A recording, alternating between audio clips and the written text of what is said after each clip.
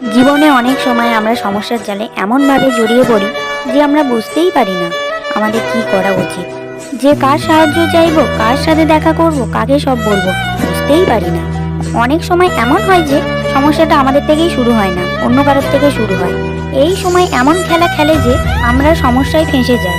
কিন্তু সমস্যা যেখান থেকেই শুরু হোক না কেন, সেই সমস্যার সমাধান আপনাকেই করতে হবে।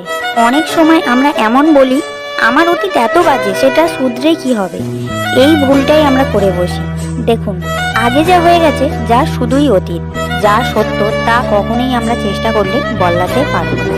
কিন্তু তাও আমাদের মনে রাখা উচিত যে এখন থেকে সামনের যে পথ সেটা আমাদের হাতে, যেটা আমরা চাইলেই ভালো বানাতে পারি, খারাপও বানাতে পারি।